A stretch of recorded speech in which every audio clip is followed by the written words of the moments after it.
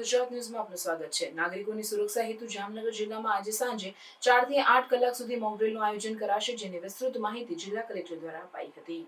કેન્દ્રીય ગૃહ મંત્રાલયે તમામ રાજ્યોને કેન્દ્ર શાસિત પ્રદેશોને તારીખ 7 મેના રોજ નાગરિક સંરક્ષણ મોક ડ્રીલ હાથ ધરવા માટે નિર્દેશ આપ્યો હતો, જેના અનુસંધાને જિલ્લા collector Ketan Thakkar, municipal commissioner DN Modi, જિલ્લા વિકાસ અધિકારી વિકલ્પ ભારદ્વાજ તથા પોલીસ અધિક્ષક પ્રેમસુખ ડેલુ દ્વારા મોક ડ્રીલના આયોજન અંગે મહત્વપૂર્ણ બેઠક યોજી હતી અને ત્યારબાદ સૂચિત એક્શન પ્લાનની સમીક્ષા કરી એક પ્રેસ સંબોધી પત્રકારોને માહિતી આપી હતી। આજે સાંજે 8 થી 8:30 સુધી બ્લેકઆઉટ એટલે કે અંધારપટ માટે સ્વેચ્છાએ વીજ પુરવઠો બંધ રાખવા જિલ્લા કલેક્ટરનો નાગરિકોને અનુરોધ કરાયો હતો।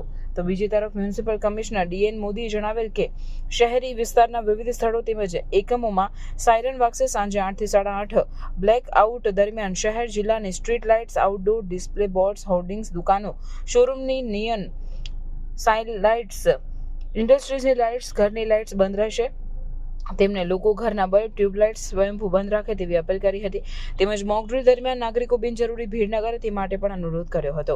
બેઠકમાં જિલ્લા વિકાસ અધિકારી વિકલ્પ ભારદ્વાજ, નિવાસી કલેક્ટર બીએન ખેર, સર્વે પ્રાંત અધિકારી સહિત આર્મી, એરફોર્સ, નેવી, આરોગ્ય, ફાયર, માર્ગ અને મકાન વિભાગ, પુરવઠા વિભાગ, પાણી પુરવઠા, બીએસએનએલ, આરટીઓ, એસટી સહિતના મહત્વના વિભાગોના અધિકારીઓ ઉપસ્થિત રહ્યા હતા। આવો સાંભળીએ શું કહ્યું જામનગર જિલ્લા કલેક્ટરે। રિપોર્ટર સંજીવ રાજપૂત। ગુજરાત સરકારના નિર્દેશન મુજબ આજરોજ એક ઉચ્ચ કક્ષાની મિટિંગનું આયોજન કરવામાં આવેલું, જેમાં આવતીકાલે તારીખ 7/5/2025ના રોજ જામનગર જિલ્લામાં આપણો વ્યૂહાત્મક સરહદી જિલ્લો છે અને સંરક્ષણની રીતે પણ ખૂબ અગત્યતા ધરાવતો જિલ્લો છે। એમાં એક મોક ડ્રીલનું આયોજન કરવામાં આવેલું છે। આવતીકાલે સાંજે 4 કલાકે જામનગર જિલ્લાના વ્યૂહાત્મક લોકેશન્સ ઉપર મોક ડ્રીલનું આયોજન કરવામાં આવશે।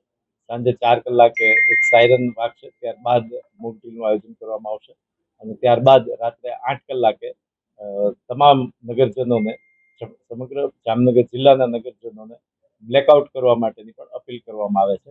રાત્રે 8 કલાકથી રાત્રે 8 કલાક અને 30 મિનિટ સુધી, એટલે કે કુલ 30 મિનિટના સમયગાળા માટે તમામ નગરજનોને પોતાના રહેઠાણ, પોતાના ઔદ્યોગિક અને પોતાના વાણિજ્યના ક્ષેત્રોમાં લાઇટનો ઉપયોગ ન કરવા માટે જણાવવામાં આવે છે।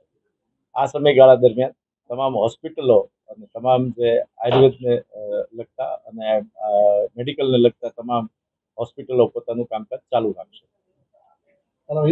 સમાચારોની અવનવી અપડેટ્સ માટે જોતા રહો સેક્યુલર ગુજરાત ન્યૂઝ। સાથે સેક્યુલર ગુજરાત ન્યૂઝ ચેનલને લાઇક, શેર અને સબસ્ક્રાઇબ કરો અને બેલ આઇકોન દબાવીને સમાચારોની ઝડપી માહિતી મેળવો।